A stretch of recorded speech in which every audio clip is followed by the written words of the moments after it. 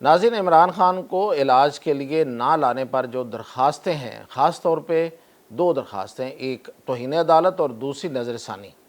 ان درخواستوں کی کیا فیٹ ہے، ان کا مستقبل ہے، یہ کب سنی جا سکتی ہیں، اور کیا کچھ کر رہی ہے حکومت توہین عدالت، ممکنہ توہین عدالت سے بچنے کے لیے؟ حکومت کے پاس کون کون سی ایسی گراؤنڈز ہیں جس سے وہ بچ سکتی ہیں، اور ان درخواستوں پر نمبر بھی لگے ہیں یا نہیں لگے، ان سب خبروں کے ساتھ اور پھر اس کے تجزیہ کے ساتھ بھی آتا ہے۔ دیکھیں، عمران خان کو ہسپتال پہ، مطلوبہ ہسپتال سے مطلب جو یہ ہے کہ جو عدالت نے جس اسپتال میں بھیجنے کا کہا تھا اس میں نہ لے جانا پی ٹی آئی کے نزدیک ایک توہین ہے، عدالت کی توہین ہے، عدالت کے فیصلے کی توہین ہے۔ ٹیکنیکلی دیکھا جائے تو ایسے ہی ہے، اس میں کوئی شک نہیں ہے کہ عدالت نے جو حکم لکھا اس کو بعینِ ہی پورا نہیں کیا گیا، جبکہ وزراء جس میں طارق فضل چودھری اور دوسرے لوگ یہ ساتھ ساتھ کہتے رہے کہ ہم من و عن عمل کریں گے، لیکن ہوا کیا کہ سب نظریں، ہر قسم کی جو اٹینشن ہے وہ ڈائیورٹ کی گئی شفا ہاسپٹل کی طرف، جو کہ ایک پرائیویٹ اسپتال ہے، اور خاموشی سے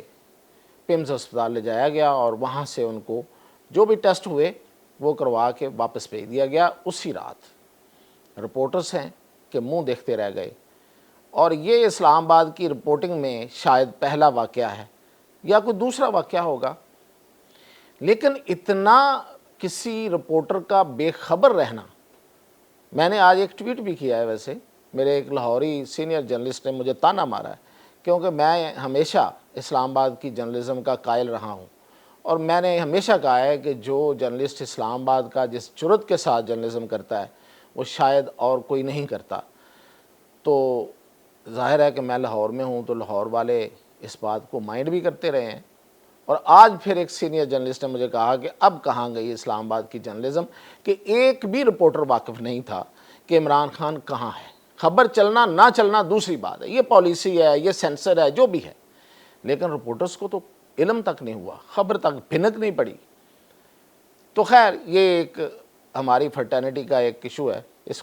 کا میں نے ایکسپریس بھی کر دیا اس کو، لیکن یہ ہوا۔ جب یہ ہوا تو صبح ابھی رپورٹرز اٹھے ہی تھے،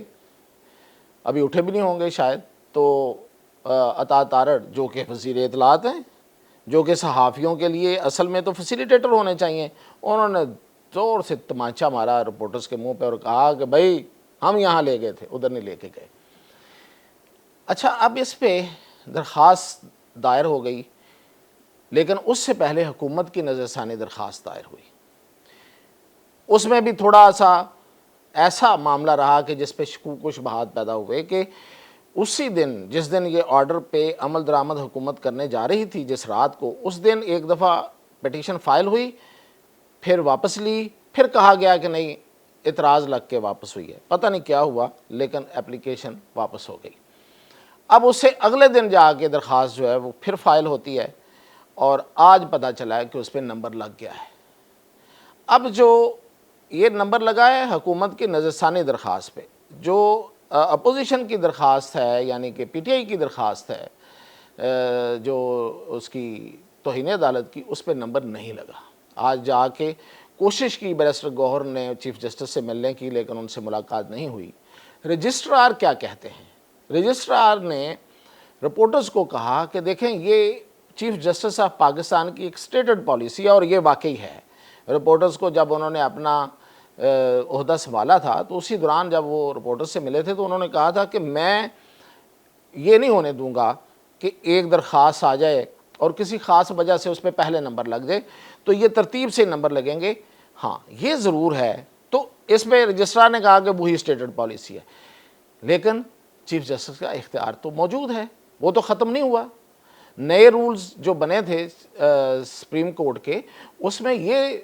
چیف جسٹس کا اختیار ختم نہیں کیا گیا کہ وہ اگر کسی درخواست کو ترجیحی بنیادوں پہ لگانا چاہیں تو وہ لگا سکتے ہیں، اختیار ان کا آج بھی ہے۔ اور رجسٹرار نے آج پھر یہی بتایا کہ اختیار ان کا ہے، اور شاید انہیں کہا بھی گیا لیکن انہوں نے کہا کہ نہیں سر یہ نہیں کرنا، تو پھر آگے سے کہا گیا اوکے۔ اب کل کیا ہو لگ جائے نمبر اور کب کا نمبر لگے، کیونکہ اس میں ایک ٹیکنیکل میں آپ کو اس میں ایک اطلاع دے دوں کہ ٹیکنیکلی یہ ہے کہ وہ جو بینچ کے ججز ہیں وہ اس وقت پرنسپل سیٹ اسلام آباد میں موجود نہیں ہیں، تینوں ججز. اور یہ جو نئے چیف جسٹس، مطلب نئے سے مراد یہ ہے کہ اس وقت کے جو چیف جسٹس ہیں یا آفریدی صاحب، انہوں نے جو ججز کی جو چھٹیاں ایک ایک مہینے کی ہوا کرتی تھی کہ وہ چھٹی کر لیں پورا مہینہ، وہ سسٹم انہوں نے ختم کر دیا. انہوں نے کہا کہ چھٹیاں بھی کریں کام بھی کریں. تو اس میں انہوں نے یہ کیا ہے کہ جو جس رجسٹری کا بندہ ہے، مثلا کو کراچی کا جج ہے تو اسے کہا کہ آپ چلے جائیں کراچی، وہاں 7 دن آپ ڈیوٹی کریں، 7 دن چھٹیاں کر لیں، اس کے بعد پھر آپ کہیں 7 دن ڈیوٹی کر لیں، پھر 7 دن چھٹیاں کر لیں، یعنی کہ ایک ہی دفعہ پورے مہینے کی چھٹیاں نہ کریں. اس طرح سے عدالت کی جو کام ہے، لوگوں کی جو انصاف فراہم کرنے کا جو پروسیس ہے وہ رکتا ہے اور درخواستیں اور انصاف دینے میں دیر ہوتی ہے اور درخواستیں پائل اپ ہو جاتی ہیں. خیر، اسی سلسلے میں جو شاہد وحید صاحب ہیں جو اس بینچ کے سربراہ ہیں، وہ اس وقت لاہور میں ہیں. وہ لاہور رجسٹری میں ہیں لیکن وہ 7 چھٹیاں بھی کریں گے. اب یہ پوری ڈیٹیل تو نہیں پتا کہ وہ کون سی چھٹیاں لے رہے ہیں اور کن دنوں میں وہ کام کر رہے ہیں، لیکن لاہور رجسٹری سپریم کورٹ میں ہے. اب یہاں پہ ایک اہم خبر جو ہمیں ملی ہے عدالتی ذرائع سے وہ یہ ہے کہ شاید پی ٹی آئی اپنی یہ جو توہین عدالت کی درخواست ہے اس میں لیٹ ہوئی ہے، انہوں نے کچھ تاخیر بھی کی ہے. وہ تاخیر کب ہوئی تھی؟ وہ اس دن ہوئی جو نیکسٹ ڈے تھا، جس دن فوری طور پہ یہ پریس کانفرنس کرنے بیٹھ گئے سوچ بچار کر کے لیٹ تک. پچھلے پہر جا کے انہوں نے پریس کانفرنس کی ڈاکٹر عظمیٰ اور ڈاکٹر فیصل نے، تو اس میں یہ وقت ضائع ہو گیا. ان دنوں یہ سنا جا رہا ہے، یہ کہا جا رہا ہے کہ شاہد وحید شاید پرنسپل سیٹ پہ تھے اور یہ ان کا اختیار ہے کہ وہ اگر یہ درخواست دیتے تو وہ سن لیتے، کیونکہ انہوں نے اپنے آرڈر میں لکھا ہوا تھا کہ اس معاملے میں کسی بھی فریق کو اگر کچھ پوچھنا پڑے یا کچھ کوئری ہو تو وہ ہمارے پاس آ سکتے ہیں. تو اگر اسی دن یہ چلے جاتے تو یہ توہین عدالت کی درخواست اسی دن یہ فکس ہو جانی تھی. لیکن اب وہ ضائع ہو گیا یا کیا ہوا کچھ کہا نہیں جا سکتا، کوئی الزام تراشی تو نہیں ہے اس حوالے سے، لیکن وہ دن گیا. اس کے بعد پھر ان کی جو ہے وہ لاہور آ گئے.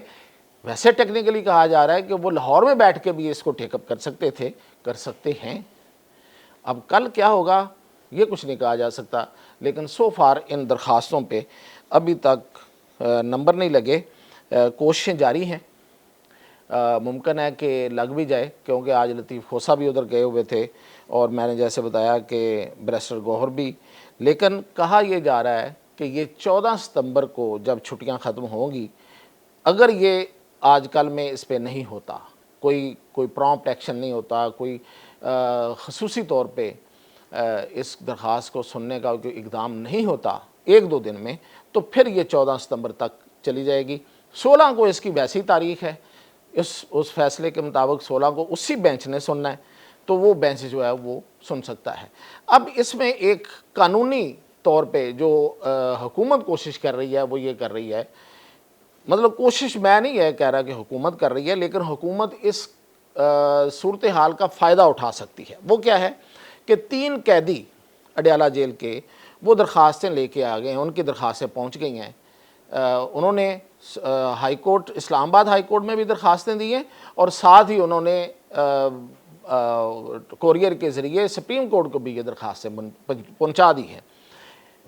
ہائی کورٹ میں تو یہ درخواستیں جو ہیں وہ سنی گئی ہیں اور اس پہ جسٹس آصف نے کوئی کمنٹس بھی مانگ لیے کہ اس پہ حکومت اور اڈیالہ جیل اور باقی جو ہے نا وہ اپنے کمنٹس دے. اب اگر یہ درخواستیں، یہ جو میں نے 2 درخواستیں کہی ہیں، نظر ثانی والی اور دوسری جو ہے توہین عدالت والی، یہ جاتی ہیں 14 ستمبر تک. تو درمیان میں جو 8 دن یا 10 دن ہوں گے، اس میں ہائی کورٹ جو ہے وہ اپنی پروسیڈنگز مکمل کر سکتی ہے. کیوں؟ اس لیے کہ جواب آگے سے کیا آئے گا؟ جواب وہی آئے گا جو نظر ثانی درخواست میں حکومت نے سپریم کورٹ میں دیا ہے. ان قیدیوں کے حوالے سے یہ آئے گا کہ جناب کسی قیدی کو ہم سرکاری اسپتال میں تو لے جا سکتے ہیں جیل مینول کے مطابق، لیکن ہم کسی کو پرائیویٹ ہاسپٹل میں نہیں لے جا سکتے. تو جب یہ عدالت فیصلہ دے دیتی ہے، فرض کریں کہ ہاں ٹھیک ہے جی آپ کا علاج نہیں ہو سکتا، جیل رولز اس کی اجازت نہیں دیتے، آپ کو سرکاری اسپتال میں منتقل کر دیا جائے گا، تو ایک عدالت کا فیصلہ موجود ہوگا، اور وہ عدالت بھی کون سی ہے؟ High court. میں ہائیپوتھسس میں بات کر رہا ہوں، یہ ایک مفروضہ ہے کہ اگر اس دوران یہ فیصلہ ہائی کورٹ کا آ جاتا ہے تو حکومت اس فیصلے کو لے کے سپریم کورٹ چلی جائے گی اور کہے گی کہ جناب ایک کورٹ ہمیں یہ کہتی ہے کہ آپ یہ نہیں کر سکتے، آپ ہمیں کہتے ہیں کہ آپ یہ کریں، جبکہ رولز یہ کہتے ہیں کہ ہم نہیں کر سکتے، تو توہین عدالت تو نہ ہوئی۔ اور پھر اس کے علاوہ ان کے پاس اور بھی گراؤنڈز ہیں، جیسے کہ انہوں نے بنا رکھی ہیں، جو انہوں نے بتایا بھی ہے کہ جی ہمیں تو سیکیورٹی کا ایشو تھا، ہم تو ادھر لے جانا چاہ رہے تھے، پورا انتظامات مکمل تھے، پوری سیکیورٹی لگی ہوئی تھی، چیک کر لیں اس دن کی پوری رپورٹنگ چیک کر لیں، ہم تو ادھر ہی لے جا رہے تھے، لیکن ڈیو ٹو سم ریزنز ہمیں جو اطلاعات ملی اس کی وجہ سے ان کی جان کو خطرہ تھا یا سیکیورٹی کا کوئی مسئلہ بڑا بن سکتا تھا، اس لیے ہم ان کو نہیں لے جا سکے، ہم لے گئے۔ بورڈ میں شفا ہاسپٹل کے ڈاکٹرز بھی شامل تھے، ٹیسٹ ہوئے ہیں، ساری رپورٹس ہیں، یہ ہم آپ کے سامنے رکھ رہے ہیں۔ یہ ہے حکومت کی تیاری۔ اب دیکھتے ہیں کہ عدالت کا موڈ کیا ہوگا، وہ کس طریقے سے اس کیس کو دیکھے گی، اور پھر یہ کہ مین وائل جو قیدیوں کی درخواستیں ہیں جو کہ سپریم کورٹ میں بھی آ گئی ہیں، اب سپریم کورٹ کی مرضی ہے، ان کو سنیں، ان کو کلب کرے نہ کرے، لیکن اگر ہائی کورٹ سے وہ فیصلہ کوئی مین وائل آ جاتا ہے، جس کے چانسز اتنے جلدی تو نہیں ہیں لیکن ہو بھی سکتا ہے، کیونکہ پیراوائز کمنٹس جو ہیں وہ کس کے آنے ہیں؟ وہ گورنمنٹ کے آنے ہیں، اور گورنمنٹ کے کمنٹس آنے کے بعد فیصلہ ہو جانا ہے۔ کوئی اس میں کوئی بہت بڑا معاملہ تو ہے نہیں، جیسے کہ اس درخواست پہ تو ایک دن میں فیصلہ ہو گیا تھا، یعنی کہ یہ درخواست جو ہے، یہ جو عمران خان کی جو درخواست تھی، ایک دن میں مطلب لگی پہلے سے تھی، لیکن بینچ بیٹھا ہے، اس نے سنا ہے، سننے کے بعد وقفے کے بعد آئے ہیں اور آرڈر لکھا دیا، تو وہ فیصلہ کیوں نہیں ہو سکتا؟ وہ بھی ہو سکتا ہے۔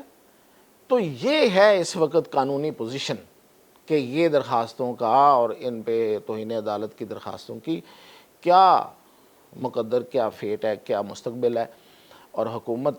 کس طرح سے دیکھ رہی ہے، اور عدالت کا تو ابھی ہمیں